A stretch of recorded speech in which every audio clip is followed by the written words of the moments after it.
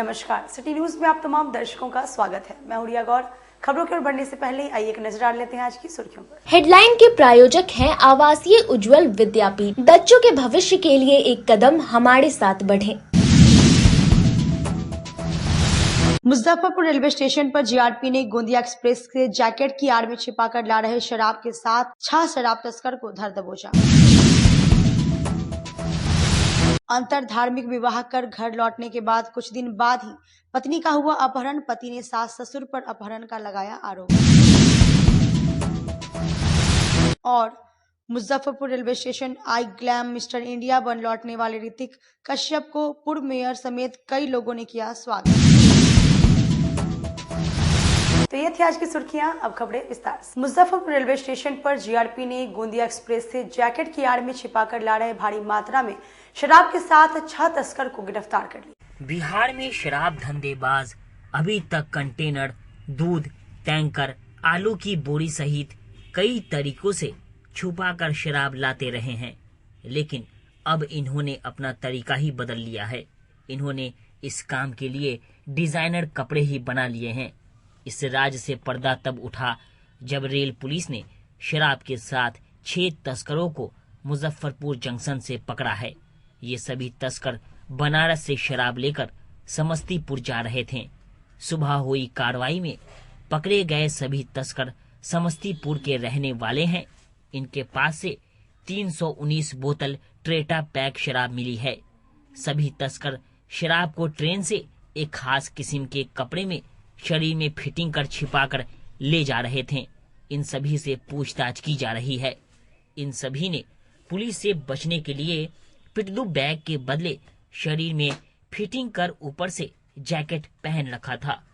रात्रि की गाड़ी गोंदिया एक्सप्रेस से समस्तीपुर जा रहा था ताकि सुबह की गाड़ी पर पुलिस को नजर नहीं पड़े और आराम से शराब लेकर निकल जाएं। लेकिन गुप्त सूचना पर रेल पुलिस ने सभी तस्करों को ढूंढ निकाला।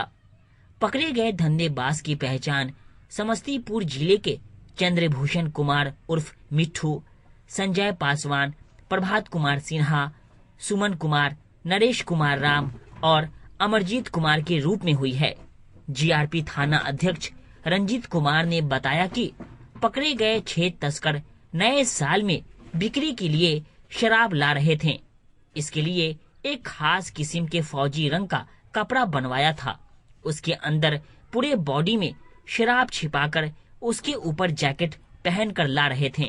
इसकी खुफिया जानकारी मिलने पर मुजफ्फरपुर जंक्शन पर सुबह करीब 5 बजे जनरल बोगी चेक करने पर इन सभी को पकड़ा गया। क्या मामला है? एक कार्रवाई हुई है। कहाँ से आ रहे थे, क्या किस तरीके से रखे हुए थे? अभी 9 वर्ष को देखते हुए रेल पुलिस अधीक्षक महोदय के निर्देशानुसार आने जाने वाले ट्रेनों पर विशेष निगरानी रखी गई थी। इसी क्रम में कल दिनांक 27/12/2024 को एक ट्रेन है 15232 गोंदिया बरौनी एक्सप्रेस, जिसमें गुप्त सूचना के आधार पर सामान्य बोगी से समस्तीपुर के 6 शराब तस्करों को शराब के साथ गिरफ्तार किया गया है, जो शराब को अपने शरीर के में छिपाकर समस्तीपुर ले जा रहे थे। इसी क्रम में मुजफ्फरपुर जंक्शन पर पकड़े। कहाँ के लोग रहने वाले हैं और कहाँ? ये सभी लोग समस्तीपुर के रहने वाले हैं और वाराणसी से शराब लेकर 9 वर्ष के मौके पर बिक्री करने में लगे हैं। क्या बताया, क्या करता था लोग पहले? ये लोग पूरा विस्तृत तो नहीं बता पाए, लेकिन इनका मुख्य धंधा जो हम लोग पता किए वो शराब बिक्री ही था। दूसरे प्रदेश से ला के? हाँ, दूसरे प्रदेश से ला करके शराब बिक्री करने का जो है। जैकेट का जो इस्तेमाल ये लोग कर रहे थे, ये कहाँ से कहीं से बनवाते थे या फिर अलग टाइप का बना रहे थे? हाँ, ये जैकेट बनवा के उसमें पुलिस से बचने के लिए, क्योंकि ठंड का समय है, जैकेट के अंदर आसानी से उसको ले जाया जा सकता, जिसमें कुल हमारे यहाँ 319 पीस टेट्रा पैक 57.42 लीटर अंग्रेजी शराब की बरामदगी हुई है, जिसमें उनको गिरफ्तार कर न्यायिक हिरासत में। अंतर धार्मिक विवाह करके घर लौटने के बाद कुछ ही दिन बाद पत्नी का हुआ अपहरण, तो पति ने सास ससुर पर ही अपहरण का आरोप लगाया। धार्मिक दीवार प्यार करने वालों के बीच नहीं बनी, फिर लोगों ने दिल्ली जाकर शादी रचा ली। लड़की के परिजनों ने लड़के पर अपहरण का केस कर डाला, लेकिन लड़की बालिग होने के कारण लड़के को कुछ नहीं हुआ। लड़के के परिजनों ने मुस्लिम समुदाय होने के बावजूद अपनी बहू को अपना लिया, लेकिन कहानी तब बदली जब अचानक उनकी बहू गायब हो गई। पति ने अपने सास ससुर पर अपनी पत्नी को अगवा करने का आरोप लगाया। पूरा मामला मुजफ्फरपुर के औराई थाना क्षेत्र में लोकेश कुमार और शमा परवीन ने मजहब की दीवार तोड़कर कोर्ट मैरिज की और हिंदू रीति रिवाज से शादी रचाई। जानकारी के मुताबिक शादी के बाद दोनों अपने घर पहुंचे, लेकिन लड़की के परिजनों ने मिलने के बहाने शमा को सीतामढ़ी बुलाकर गायब कर दिया। पीड़ित लोकेश ने पुलिस और कोर्ट में अपनी पत्नी की बरामदगी की गुहार लगाई है। कोर्ट ने गायघाट थाना को शमा की बरामदगी का आदेश दिया है। शादी के बाद जबरन लड़की को ले जाने का यह मामला अब न्याय की प्रतीक्षा में है। ये घटना 10 तारीख की है, 10 दिसंबर की घटना है और लड़की जो है वो औराई थाना क्षेत्र की रहने वाली है। वो अपने माँ पिता के साथ जा रही थी और रास्ते में गायघाट चौक के पास, जैसा बताया गया, प्राथमिकी दर्ज कराई उस संबंध में कि वो गायघाट चौक के पास उनकी माँ की तबीयत खराब हुई तो वो दरवाजा खोल के थोड़ा उल्टी वगैरह कर रही थी, तभी उनकी बेटी जो है वहां से गायब हो गई और फिर उसको रिकवर भी किया गया। वो उनकी बेटी जो है बालिग है और उसकी रिकवरी भी हुई और कोर्ट में मतलब बयान भी कराया गया है और उसने जो है शादी भी कर ली है। शादी करने के बाद जो है उसकी पुत्री को जो है जो अपहृता थी, उस मतलब कोर्ट के बताए अनुसार जो उसको ससुराल पक्ष को सौंपा गया। अब उसके बाद जो है फिर पता चला है कि वो वहां से मतलब गायब है, तो इस संबंध में जो है आगे की कार्रवाई की जाएगी। युवक आरोप है सर कि उनके ससुर के द्वारा ही बच्ची को गायब की गई। अब बच्ची कहाँ से गायब हुई है ये तो विचारणीय प्रश्न है। मतलब कुछ बातें आ रही कि वो सीतामढ़ी में बुलाया गया था और सीतामढ़ी में बुलाने के बाद जो है वहां से मतलब उसको गायब कराने की बात आ रही है। तो हमारे यहाँ से गायघाट थाना से जो अनुसंधान करता है उन ससुराल पक्ष को सौंप दिया गया था कोर्ट के बताए अनुसार। कोर्ट से कोई ऐसा ऑर्डर आया है कि? हाँ, कोर्ट से एक आया है कि मतलब बरामदगी के लिए जो है, तो वो देखना पड़ेगा कि मतलब लड़की अपने घर से गायब हुई है या अपने ससुराल से गायब हुई है। लड़का लड़की दोनों का घर औराई थाना क्षेत्र है। सीए की तैयारी छोड़कर अपने पिता के साथ बागवानी में हाथ बटाने के उद्देश्य से विकास ने शुरू की मसाले की खेती, अब लाखों रुपए कमा रहे हैं। खेती किसानी से प्रेरित एक युवक विकास कुमार ने सीए की तैयारी छोड़कर मसाले की खेती शुरू की। शुरुआत में दिक्कत हुई, लेकिन धीरे धीरे आय बढ़ गई। अभी हर महीने कम से कम 1 से 1.5 लाख रुपए की आमदनी हो रही है। खेती से आय बढ़ाने के लिए नर्सरी भी खोल दिया, जिसमें मसाले के पौधे भी बेचने लगे। इस काम से युवक काफी खुश है। उसका कहना है कि गांव में परिवार के साथ रहकर इतनी आमदनी काफी है। वहीं काफी मात्रा में मसाला उगाने की तैयारी में है। युवक मुशहरी प्रखंड के रहुआ गांव का रहने वाला विकास कुमार ने बताया कि वो कॉमर्स से स्नातक किया है। उसे सीए बनने का सपना था, इसलिए कॉमर्स संकाय में पढ़ाई की, लेकिन बाबूजी किसान हैं। खेती और बागवानी में उनकी लगन और मेहनत देखकर इरादा बदल गया।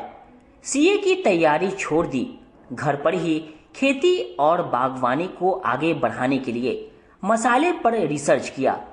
रात में सोने के वक्त मसाले की खेती का ध्यान आया। बंगाल से अजवाइन, दालचीनी, इलायची, लौंग समेत सभी प्रकार के मसाले का पौधा मंगवाया और इसकी खेती कर आय बढ़ाया। जिले में मसाले की खेती अनोखी चीज है। जब अगल बगल के किसानों को मसाले के पौधे के बारे में पता चला तो वो लोग भी मांगने के लिए आने लगे। मसाले के पौधे की डिमांड देखकर नर्सरी की शुरुआत कर दी। अब महीने की कम से कम 1 से 1.5 लाख रुपए आमदनी होती है। आगे इनकम बढ़ाने की और संभावना है। नहीं होती, लेकिन अपने यहाँ भी अब सब उपजना शुरू हो गया है। तो ऑल स्पाइस जो हो गया, जो गरम मसाला, एक ऐसा गरम मसाला जो किसी भी सब्जी में आप डाल दीजिए, सारे गरम मसाला का सार आपको वहाँ से मिल जाता है। लोग खरीद रहे हैं? हाँ, लोग खरीद रहे हैं। कितनी कीमत है, कहाँ से पौधा लाते हैं? 150 रुपया एक प्रति पौधा कीमत है, और हम लोग खासतौर पर बंगाल से ही पौधा को उठवाते हैं। इसके अलावा और कौन कौन से मसाले? दालचीनी है, तेजपत्ता का पौधा है, लेमन ग्रास के भी लेमन ग्रास भी है, उसका भी लोग उपयोग करते हैं। अजवाइन है, मीठा नीम, करी पत्ता, समझे, सब जी हाँ, वो सब रखते हैं। मसाला में हमारे पास अभी आपको तेजपत्ता, ऑल स्पाइस, गरम मसाला, अजवाइन, शिमला मिर्च तीनों प्रकार का, हरा वाला, पीला वाला, और वो भी। उसके बाद आपको लौंग का भी पौधा मिल जाएगा। क्या कीमत है पौधों की, कहाँ से लाते हैं? ये सब बंगाल से आता है एक्चुअली। उसका सब पौधे का अलग अलग प्राइस होता है। जैसे गरम मसाला है वो हम लोग 150 रुपया में यहाँ पे सेल करते हैं। अजवाइन है वो 30 रुपया सिंपल है। अजवाइन जबकि बहुत, दालचीनी का भी काफ़ी डिमांड अब आने लगा है, रिस्पॉन्स काफ़ी बेहतरीन है। अजवाइन का यहाँ तक है कि अजवाइन का पानी अगर सुबह में अजवाइन का पत्ता पानी में मिला के पिया जाए तो पेट का सारा गैस्ट्रिक क्लियर रहता है। क्या पढ़ाई लिखाई कहाँ से की, कितनी? ग्रेजुएशन अकाउंट ऑनर्स किए हुए हैं। 31 दिसंबर की रात को बनाएगा यादगार तमाशा इवेंट के साथ लक्ष्मी चौक के कुसुम कॉम्प्लेक्स में डीजे नाइट का आयोजन किया जाए। यदि आप मुजफ्फरपुर से हैं और नया साल को यादगार बनाने की सोच रहे हैं तो यह खबर आप ही के लिए है। दरअसल 31 दिसंबर की रात हो और पार्टी की बात ना हो, ऐसा कैसे हो सकता है। नया साल को खास बनाने के लिए लोग अक्सर अच्छी जगह की तलाश में रहते हैं जहां वे 31st नाइट को पूरे उत्साह के साथ सेलिब्रेट कर पाए। ऐसे में मुजफ्फरपुर के लक्ष्मी चौक ब्रह्मपुरा में तमाशा इवेंट द्वारा एकदम धमाकेदार तरीके से न्यू ईयर का वेलकम पार्टी का आयोजन किया जा रहा है। लक्ष्मी चौक स्थित कुमकुम पैलेस में न्यू ईयर सेलिब्रेशन की खास तैयारी है। यहाँ के इवेंट मैनेजर आनंद राज ने बताया कि इस बार 31 दिसंबर को विशेष डीजे नाइट का आयोजन किया जा रहा है, जिसमें मॉडर्न सॉन्ग का जबरदस्त कॉम्बो देखने और सुनने को मिलेगा जो आज तक आपने नहीं सुना होगा। खास बात यह है कि यह फैमिली इवेंट है और सिंगल दोनों का होगा। लोग अपनी फैमिली के साथ भी आ सकते हैं। खाने पीने, मॉकटेल्स, हर चीज का इंतजाम है। टिकट प्राइस की बात करें तो कुसुम पैलेस में 399 में सिंगल पर्सन एंट्री है और कपल्स के लिए 499 का विशेष पास है। पास बुक करने के लिए आप मोबाइल नंबर 7050613087 या फिर 8102475072 पर कॉल कर सकते हैं। वहीं तमाशा डांस क्लब से भी ले सकते हैं। डांस क्लब पहली बार अपना इवेंट कराने जा रही है, जिसका प्लेस है कुसुम पैलेस में ब्रह्मपुरा, और इसमें बहुत सारे लोग आ रहे हैं जो स्टार हैं। उन लोगों के साथ हम लोग ये इवेंट कोशिश कर रहे हैं कि सक्सेस हो जाए, जिनमें से जैसे कि एक मुजफ्फरपुर के हैं बिहारी ब्लॉगर जो काफ़ी नामी जामी हैं, फिर सबलुल हैं जो केशव हैं, उसके बाद मनी मिराज के साथ जो वीडियो बनाती हैं मेंटल क्वीन हो गई, या फिर उनके साथ जो भी टीम है उनके गर्ल्स के साथ, वो सारे लोग वहाँ पे आ रहे हैं। क्या कुछ रहेगा पास का क्या कुछ पासिस का कुछ नहीं है। हम लोग सबसे सस्ता रेट हम लोग डाले हैं। रेट यही है कि अगर सोलो आ रहे हैं, अगर सिंगल लोग आ रहे हैं तो आप लोग का 499 के अनुसार हम लोग सोचे थे रेट, लेकिन उसको कम करके हम 399 कर दिए हैं। अगर आप कपल के साथ आ रहे हैं तो मात्र आपको 499 साथ में इंक्लूड है, तो यही रेट है, काफ़ी कम रेट है। बुकिंग कराने के लिए कहाँ आना होगा? बुकिंग कराने के लिए आप ऑनलाइन भी कर सकते हैं, ऑफलाइन भी कर सकते हैं। ऑनलाइन में क्या है कि आपको मैं बारकोड दूंगा, ठीक है, जिस पे आपको पेमेंट करके मुझे स्क्रीनशॉट भेजना पड़ेगा।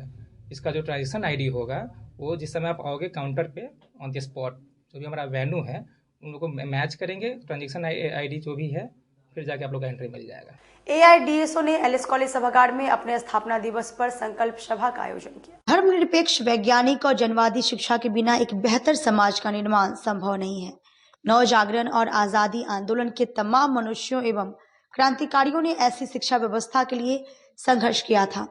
इन मनुष्यों और क्रांतिकारियों के सपनों को साकार करने के लिए AIDSO ने अपनी स्थापना के समय से ही संघर्षरत है। ये बातें एलिस कॉलेज के आचार्य JB कृपलानी सभागार में AIDSO के 71वें स्थापना दिवस कार्यक्रम को संबोधित करते हुए संगठन के केंद्रीय परिषद के कार्यालय सचिव प्रशांत कुमार ने कही। उन्होंने कहा कि क्रांतिकारियों के जीवन, संघर्ष और आदर्शों से प्रेरित छात्र आंदोलन ही वर्तमान संकटग्रस्त समाज को नई दिशा दे सकता है।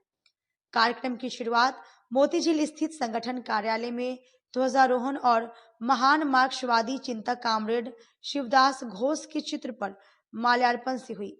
इसके पश्चात एक सुसज्जित जुलूस संगठन कार्यालय से निकलकर कलमबाग चौक होते हुए एलिस कॉलेज सभागार पहुंचा। सभा को संबोधित करते हुए एलिस कॉलेज के हिंदी विभाग के सेवानिवृत्त प्राध्यापक डॉक्टर वीरेंद्र कुमार सिंह ने कहा कि शिक्षा और संस्कृत पर शासक वर्ग द्वारा चौतरफा हमले किए जा रहे हैं। ऐसे समय में छात्रों को वैज्ञानिक और तार्किक दृष्टिकोण अपनाना होगा और यह केवल सही शिक्षा और संगठित प्रयासों से ही संभव है। हम लोग All India Democratic Students Organisation का 71वां स्थापना दिवस आयोजित किए हैं। जिला कार्यालय मोतीझील से झंडोत्तोलन और हमारे जो शिक्षक पथ प्रदर्शक शिवदास घोष उनके तस्वीर पर पुष्पांजलि करने के बाद जुलूस निकालकर एलिस कॉलेज के सभागार में आए हैं। हमारा छात्र संगठन अपने स्थापना काल से शिक्षा के निजीकरण व्यापारीकरण सांप्रदायिकरण के खिलाफ संघर्षरत है, आंदोलन कर रही है। आज देख रहे हैं कि लगातार कॉलेज यूनिवर्सिटी में फीस बढ़ रही, शिक्षा महंगी हो रही है, सिलेबस में कटौती हो रही है, उसमें चेंज किए जा रहे हैं, साइंटिफिक आउटलुक को खत्म किया जा रहा है, इतिहास को विकृत किया जा रहा है, बच्चों के अंदर से सामाजिक चेतना सोच को खत्म किया जा रहा है। इसलिए AIDSO पूरे देश भर के अंदर में आज के दिन स्थापना दिवस के मौके पर संकल्प लेता है कि पूरे देश भर के अंदर में कॉलेज यूनिवर्सिटी में छात्र छात्राओं को संगठित करके आगे और भी तेज आंदोलन को संगठित किया जाए। आई ग्लैम मिस्टर इंडिया बनने के बाद शहर लौटे ऋतिक कश्यप का लोगों ने भव्य स्वागत किया। मुजफ्फरपुर आई ग्लैम मिस्टर इंडिया यूनिवर्स 2024 से 2025 के राष्ट्रीय स्तर के विजेता शहर के ऋतिक कश्यप शनिवार को मुजफ्फरपुर पहुंचे। मुजफ्फरपुर जंक्शन पर गाजे बाजे के साथ स्वागत किया जाएगा। पूर्व महापौर भाजपा नेता सुरेश कुमार ने मुजफ्फरपुर जंक्शन पर गाजे बाजे के साथ स्वागत किया। ऋतिक कश्यप यहां से सीधे बाबा गरीब स्थान का दर्शन करेंगे। उसके बाद लक्ष्मी चौक स्थित महालक्ष्मी मंदिर में दर्शन कर तब घर जाएंगे। बता दें कि कोलकाता में पिछले दिनों प्रतियोगिता हुई थी। प्रतियोगिता में हुई जिसमें सभी राज्यों से प्रतिभागी शामिल हुए। इसमें राष्ट्रीय स्तर पर ऋतिक कश्यप मॉडलिंग में विजेता बने। उन्होंने बताया कि अब अंतर्राष्ट्रीय स्तर पर प्रतियोगिता होगी जिसमें वे भारत का प्रतिनिधित्व करेंगे। पूर्व महापौर भाजपा नेता सुरेश कुमार ने बताया कि ऋतिक की उपलब्धि ने मोहल्ले के साथ ही जिले का मान बढ़ाया है। जीतने में बहुत ज्यादा ही मुश्किल हुआ, लेकिन जिसका दृढ़ निश्चय साथ होता है वो हमेशा ही जीतता है। किस तरह की प्रतियोगिता में विजेता हुए हैं? सर, मॉडलिंग की प्रतियोगिता थी, राष्ट्रीय लेवल थी, नेशनल मिस्टर इंडिया यूनिवर्स के विनर है। आई ग्लैम मिस्टर इंडिया यूनिवर्स। कितने दिन से इस तरह की प्रतियोगिता के लिए प्रयास किए थे? सर, लास्ट 1 साल से मैंने इस प्रतियोगिता के लिए मेहनत की है। इससे पहले मिस्टर बिहार में आई ग्लैम का मैं ब्रांड एम्बेसडर भी बना हूँ, साथ ही साथ मैं एक स्पोर्ट्स प्लेयर भी हूँ जो खेलता हूँ। कितने लोग के बीच में? सर, यह पूरे नेशनल लेवल का है। सर, इंडिया भर के लोग आए थे। ये 3 स्टेजों में हुआ था। पहले डिस्ट्रिक्ट होता है, फिर स्टेट, फिर नेशनल, और साथ ही साथ मुझे इंटरनेशनल जाने का मौका मिला है 2025 में। के लिए आई ग्लैमर अवार्ड जीतना मुजफ्फरपुर के लिए बहुत गौरवान्वित का विषय है और मुजफ्फरपुर का लड़का और एक अधिवक्ता का लड़का मुजफ्फरपुर का नाम रोशन किया है। इसके लिए बहुत बहुत बधाई एवं शुभकामनाएं। अब है बच्चे के और काम बोले उत्साह कितनी है? राष्ट्रीय स्तर के प्रतियोगिता में बेटा विजयी हुआ। अब ये जाने हमारा तो आशीर्वाद है इसके साथ। वक्त तो चला, छोटी सी ब्रेक कर लेते हैं, छोटा सा ब्रेक। तब तक आप बने रहिए हमारे साथ, देखते रहिए सिटी न्यूज मुजफ्फरपुर। अपने सपनों की आशिया को दे एक नई पहचान माँ भवानी डेकोर प्राइवेट लिमिटेड के साथ, जो है ऑथराइज्ड डिस्ट्रीब्यूटर ऑफ कजारिया। देश की मिट्टी से बनी टाइल से देश को बनाते हैं और जहां मिलती है सभी प्रकार के Indian and imported granite, marble, sanitary एवं कोटा स्टोन का अनोखा एवं आकर्षक संग्रह। माँ भवानी डेकोर प्राइवेट लिमिटेड मतलब a complete floor solutions. New 0 mile Dadar road Muzaffarpur. Call 9934753111। Muzaffarpur जिले की शान बन चुकी बाबा लहठी अब लोगों की जरूरत बन चुकी है। अत्याधुनिक रेंज और भरोसे को समेटे हुए लोगों के लिए नई नई डिजाइनर लहठी बाजार में उतारते रहते हैं। ऐश्वर्या राय बच्चन, सचिन तेंदुलकर की पत्नी से लेकर न जाने कितने सारी नामी हस्तियां इस लहठी के दीवाने हो चुके हैं। लोगों के साथ ने ही बाबा लहठी की पहचान देश से लेकर विदेश तक बनाई है। ऐसा साथ बनाए रखने के लिए आप लोगों का तहे दिल से धन्यवाद।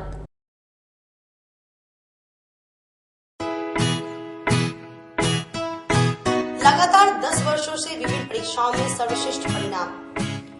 हम हैं आवासीय उज्ज्वल विद्यापीठ मुजफ्फरपुर। इस स्कूल में सर्वश्रेष्ठ कोचिंग पैटर्न से बच्चों को पढ़ाया जाता है।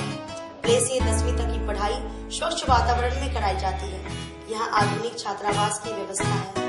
उज्ज्वल विद्यापीठ का मुख्य उद्देश्य रामकृष्ण मिशन, नवोदय नेतरहाट, सैनिक स्कूल, सिमुलतल्ला गुरुकुल, सिंधिया कन्या विद्यालय जैसे अनेक भारतवर्ष के प्रतिष्ठित विद्यालयों में कुशल प्रशिक्षित अनुभवी एवं शहर के सर्वश्रेष्ठ शिक्षकों द्वारा तैयारी कराई जाती है। 1.5 एकड़ में फैला इस स्कूल का वातावरण काफी शांत है। Free computer classes, science lab और स्मार्ट क्लासेस है।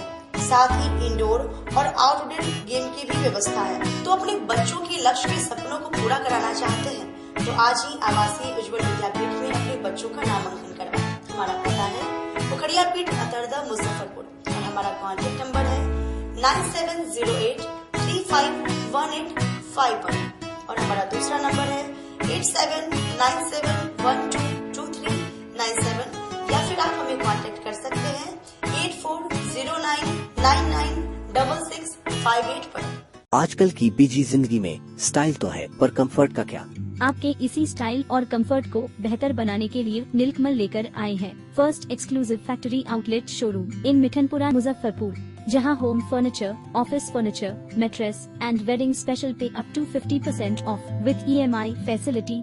स्टाइल भी कंफर्ट भी।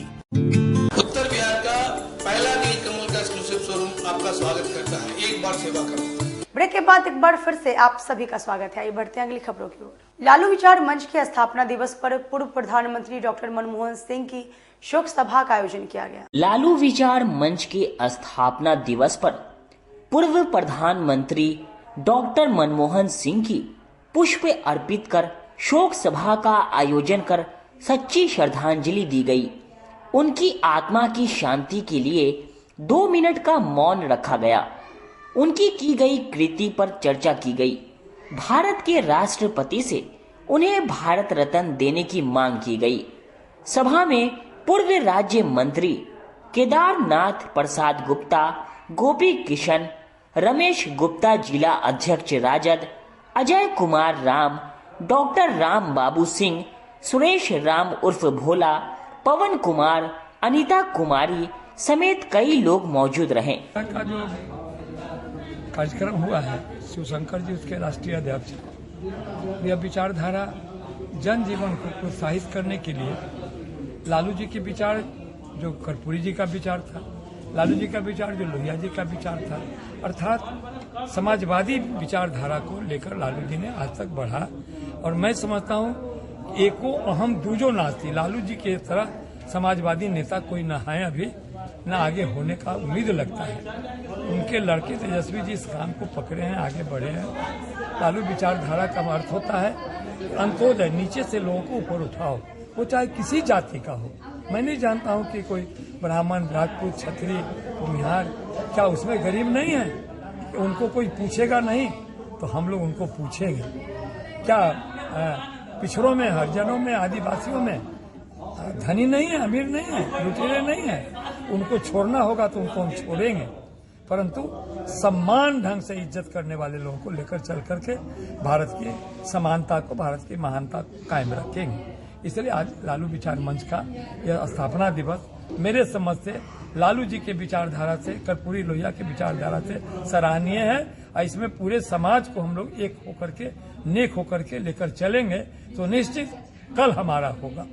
दूसरी बात कि आज इसी शुभ अवसर पर दुखद बात यह है कि भारत के महान अर्थवेत्ता डॉक्टर मनमोहन सिंह जी नहीं रहे। इस बात की भारी दुख है।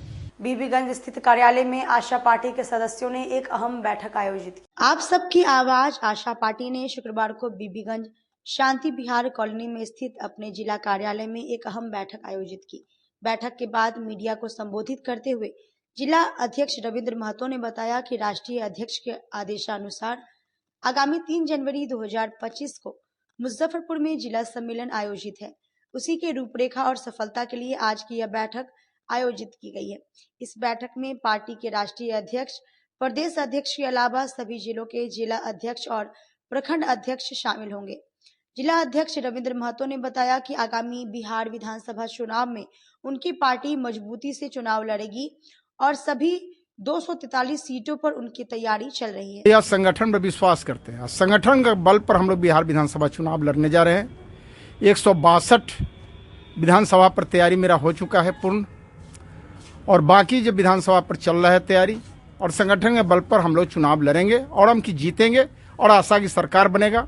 आप लोग जानते हैं कि नीतीश सरकार अभी उनकी दिमाग सही नहीं है। जो भी कार्य कर रहे हैं असराहनीय कार्य हो रहा है, और मेरा राष्ट्रीय अध्यक्ष रामचंद्र बाबू जो है वह कार्य करेंगे जनता के हित में। का उद्देश्य है कि हमारे आदरणीय राष्ट्रीय अध्यक्ष जी जो आप सबकी आवाज़ आशा पार्टी के जो संस्थापक हैं, उन्होंने उन्हीं के निर्देशानुसार आगामी 3 जनवरी 2025 को हम लोग को नॉर्थ बिहार यानी उत्तर बिहार के अधोघोषित राजधानी जिला मुजफ्फरपुर में जिला सम्मेलन करना है। उसी के तैयारी में हम लोग आज बैठक कर रहे हैं कि 3 तारीख को 3 जनवरी को जो हमारा बैठक होगा, जो कि 19 जिला के जिलाध्यक्ष और 19 जिला के प्रखंड अध्यक्ष लोग आवेंगे, और हमारे आदरणीय राष्ट्रीय अध्यक्ष RCP सर भी उस बैठक में रहेंगे। प्रदेश के हमारे जो प्रदेश अध्यक्ष रहेंगे, प्रदेश के नेतागण रहेंगे। मेन उद्देश्य है कि हमारा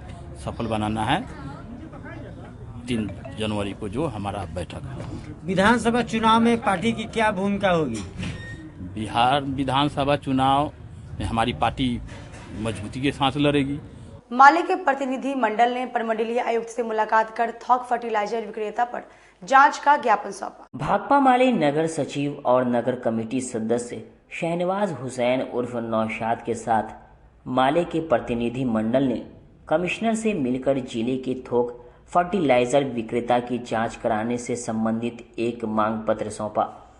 भाकपा माले नगर सचिव सूरज कुमार सिंह ने बताया कि अभी खेती किसानी का समय है और इस समय किसानों को सबसे ज्यादा DAP की जरूरत होती है।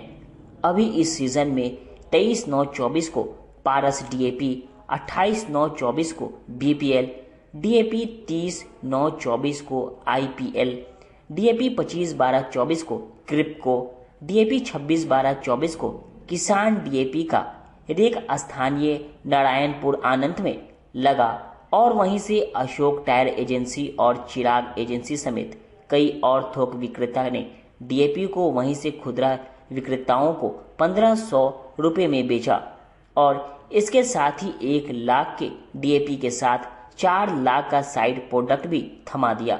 सरकार द्वारा तय 1350 की जगह इन लोगों ने 1500 में DAP बेचा, जिसके कारण किसानों को 1700-1800 के ऊंचे दाम पर DAP मिल पा रहा है। ये भ्रष्टाचार की पराकाष्ठा है, जिसमें अधिकारी और ये थोक विक्रेता करोड़ों की उगाही किसानों से कर रहे हैं। इसको हमारी पार्टी कतई बर्दाश्त नहीं करेगी।